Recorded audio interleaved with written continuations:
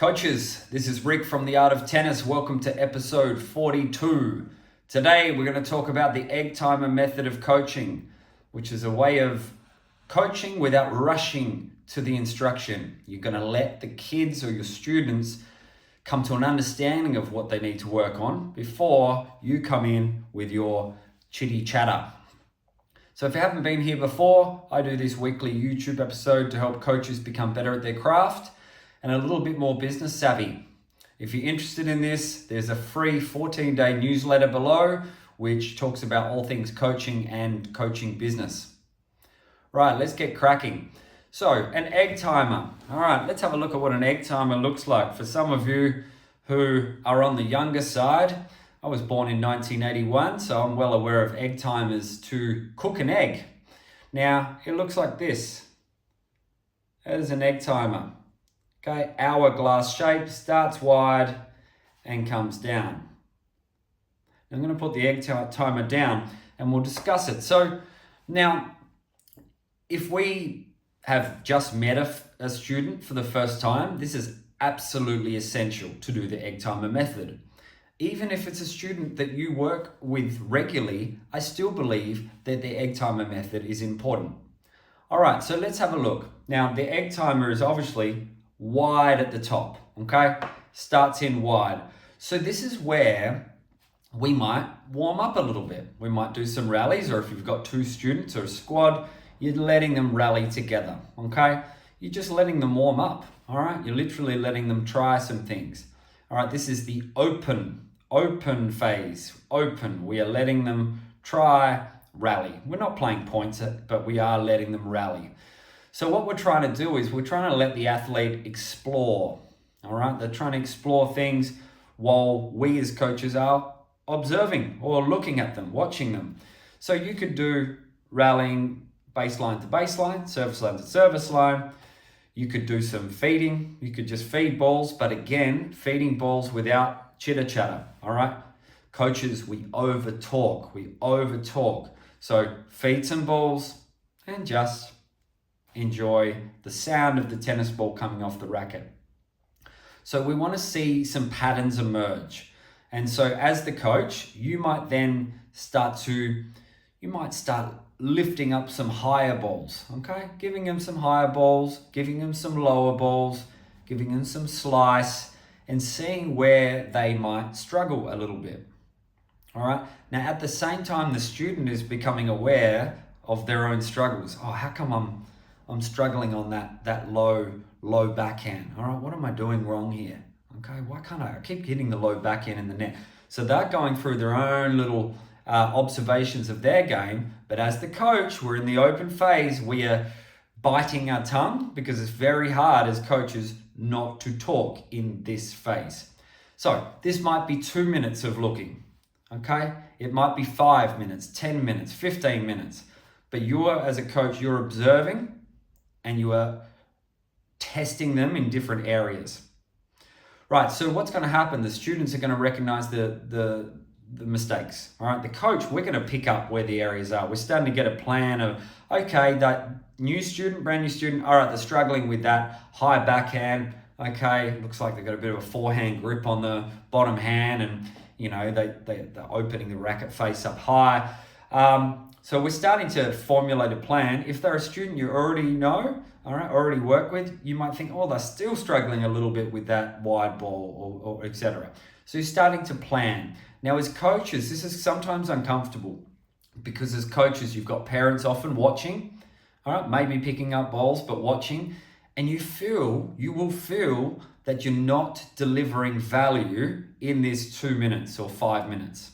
Look, it's probably not 15 minutes without instruction, maybe in a squad environment, but in a private lesson, you'd be 2 or 5 at most. But you feel like you're not delivering value because you're not chitter-chattering, you're not yapping, all right? And as coaches, we feel like we're getting almost sometimes paid by how much we talk, all right? And I used to over-talk in lessons, and now I strategically pick what I'm going to talk about, because otherwise we're just getting too much noise in your player's head. So in this phase, we're letting them explore, we're letting them take some ownership on where their mistakes might be coming, right? So they've personally felt the problem. And so to those kids who are a bit more oppositional defined as well, if you come in straight away and go, no, we need to work on that backhand on shot 2, they're going to get annoyed with you because they're like, no, I wasn't concentrating, I mishit it a little bit, right? So they will start to take ownership. So now, as we get to the next phase, we go into the middle bit, all right? This thin bit in the middle, narrow in the middle. So this is where the correction can come in, or the feedback for you as the coach. Now you've spent this 2-5 minutes thinking about it, observing, seeing what is going to work, and you're in the correction phase. Now again, let's correct with bite-sized pieces of information.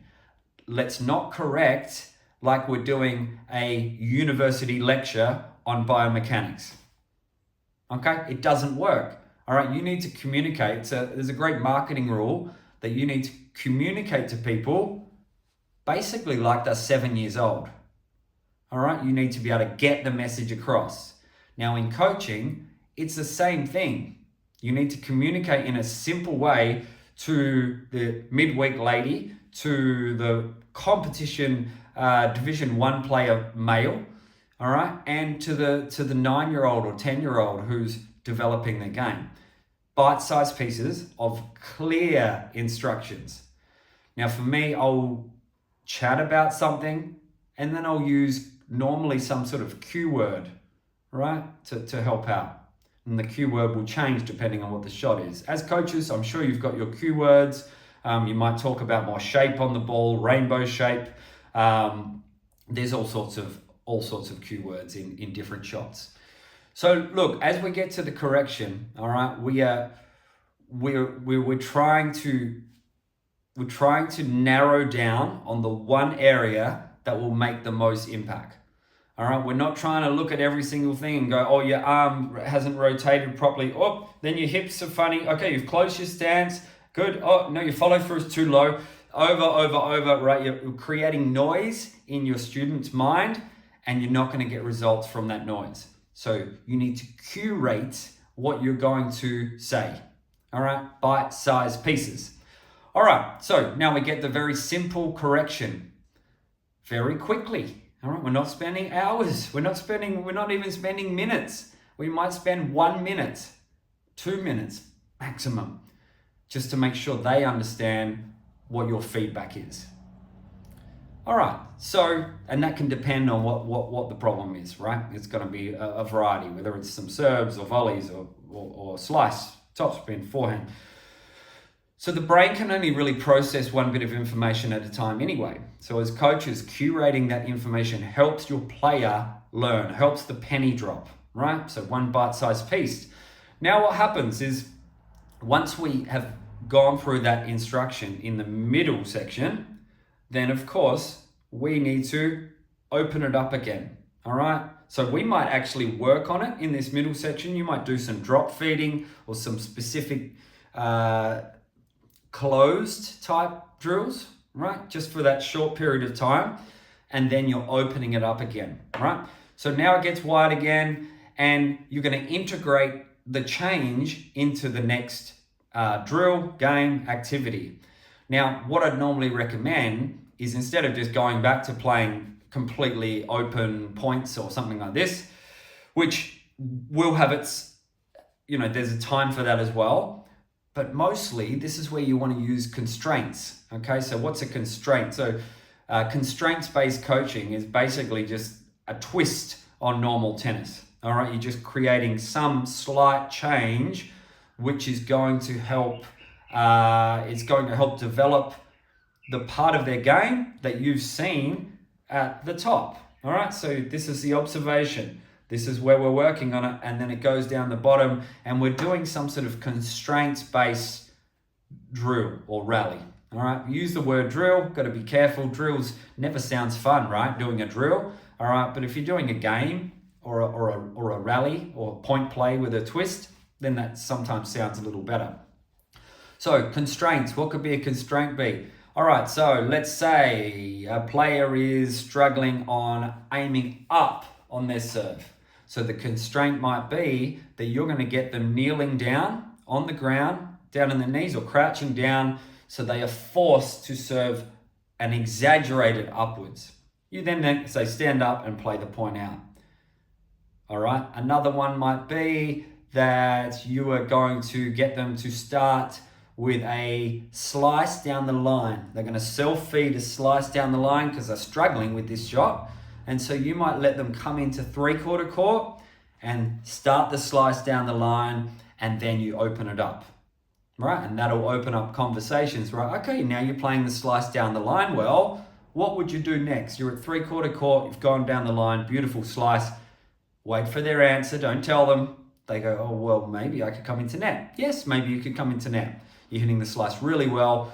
You can then follow it up. So you can take that constraint and then build on top of it.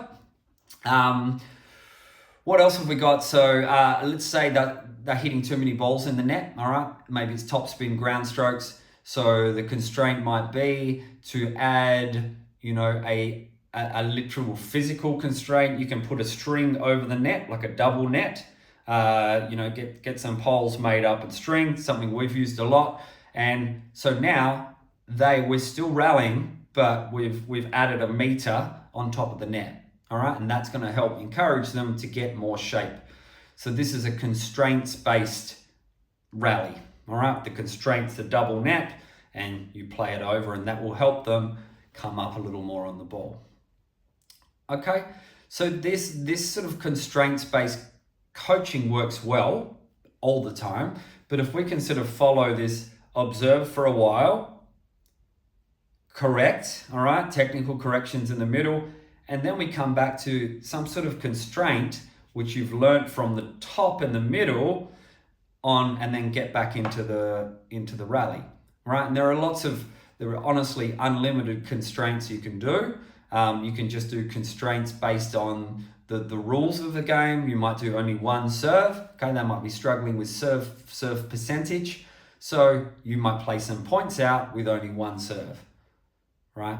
You might think that you've been working on some off forehands for a more advanced player, and that they're struggling with the off forehands because they keep getting caught here. So you can make it that they can only hit forehands. All right, these are the constraints that you can use. So some sports will call this pressure testing. Okay, we're putting the new skill acquisition, if you like, and we're putting it into a scenario and pressure testing it. All right. So this method of coaching should be how you do most lessons. All right. Should be some form of bang, bang, bang, or boom, into the middle, correction, out again. And then you go again a few minutes later, you can do something similar. So most lessons are a collection of egg timers, all right, of egg timers. Look, observe, narrow it down, get some corrections, and then bring it back, normally with some type of constraint. All right, so is this hard for coaches? It can be hard, but I think the hardest part is not necessarily the constraint. A little bit of creativity, you can get some nice constraints for the drill. The hardest part for coaches is often not saying anything while you're observing, and you're trying to convince them of where their weaknesses are. So again, I reiterate that if they're struggling a high on a backhand because they're maybe slightly forehand grip and they're scooping on the backhand, if you're the coach, you might just throw a whole bunch of heavy topspin balls to their backhand so they take ownership of that problem. Okay? If you just dive in and go, oh, your backhand is, you've got the wrong grip here, you still haven't brought your grip around, let's get working on this straight away. Then they're not going to have the buy-in to that change. All right, and kids and adults, they need buy-in. They need to be on the same track as you as a coach, not just have this authoritarian coach going, you are struggling with this, you need to do this, right? That's a little bit old school and not as effective. So you can still tell them what they need to do to correct something, but it's that observation that happens at the top, which is really critical. So tricky for coaches to just observe. Get into the technical phase, work on something. This is where I do a lot of drop feeding these days, okay? Because, it is very closed. I mean, there's not much variable from a drop feed. But, if you're working on something specific, okay, you can do that as long as you then bring it back out. Because if you're just in this section in the middle and you're just doing drop feeds, obviously we create a situation where players are amazing with the drop feed and they smack balls and they get to a real point, a real match with all the variabilities of tennis, okay? Spins, heights, different speeds, wind, court, and they can't adjust, okay? And so you can't be closed coaching all the time. But in this model, a little bit of closed stuff in the middle, I think works well. And then you bring it back out to some form of constraints-based rallying. All right. So I think that's it. I don't think I need to discuss anything more on that. But this model of coaching will help you. It'll help you have far more impact on your students. And you also help them get the buy-in. So they're not just doing it because you said so. They're doing it because, oh man, I'm struggling on this. I keep missing my wide forehands, right? Reaching out and I keep missing it. Oh, then the coach said, okay, how about, loading up on my open stance? That makes sense. Oh, it feels a little bit easier too. So they're starting to buy into the change. And then you might do your, on that particular technical issue, all right, struggling wide, teach them how to load up on an open stance with a bit more height on the ball. And then your constraint might be, making this up, but you could feed really wide on the first ball, has to go cross court. Maybe it has to stay in the air for 2 seconds before it hits the ground. So they work on height. That's their constraint. The rest of the rally you play out.